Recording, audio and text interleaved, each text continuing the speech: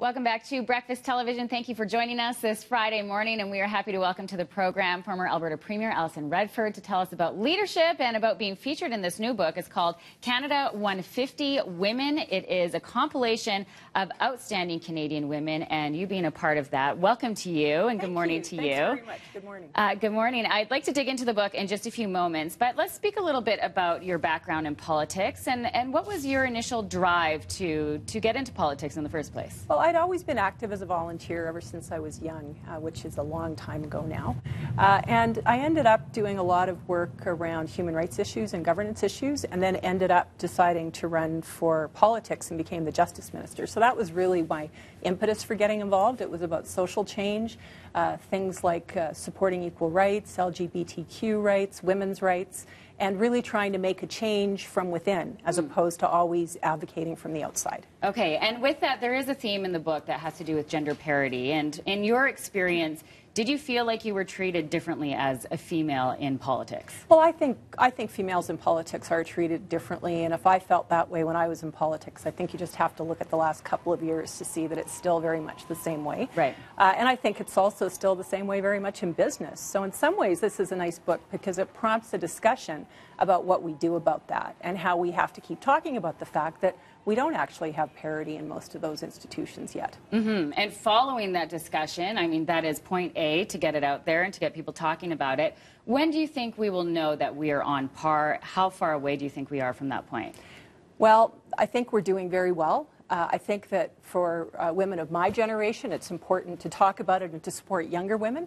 I think that when I see younger women, and a lot of them are featured in this book, that are doing incredible things, this may be the first generation that truly believes that they can be who they truly want to be and not fit a set of rules and succeed. And so I think we're getting there, and I think that by the time my daughter, who's 15, is ready to enter the workforce, even the way that she and her friends talk now, it will be different than it is even today. And what is the importance of mentorship? We were speaking a little bit off camera about that. What do you think is the importance of guiding these young women and helping support young women who are up and coming? Well, I think mentorship is important for everyone, and there's wonderful men and women that are mentors to both men and women. I do think that there is still something about sharing experiences that women have had as they face challenges that young women need to understand, and if they want to listen, to hear those experiences. Right. I think in the 80s and the 90s, we became maybe a little bit complacent and thought, oh no, we're on the right track and it's going somewhere. And we forgot to talk about how challenging it can be. And so I think it's important to say to young women, you are going to face challenges, and that's okay. And when you do face those challenges, know that others have, and others will help you get through that. And Yes. that's something that I still think women need to do more than they have done so far. Absolutely. Women supporting other women. And there are many themes in this book. Have you had the chance to leaf through it? I think it would have been a no-brainer that you would be approached and to contribute to this book. Have you had the chance to be inspired in your own right? Well, I am. And, you know, thank you for saying that. It was an honor to be asked to be part of it. And what I really enjoyed was talking to so many women.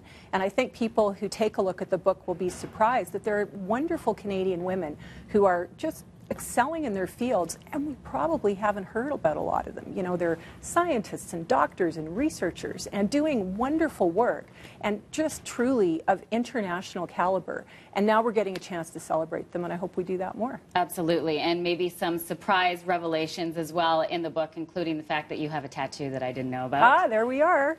Yeah, there it is. There it is right there. And you can learn more about it along with other leaders and significant Canadian women in the book. It's called Canada 150 Women. I highly suggest that you pick it up and be inspired in your own right.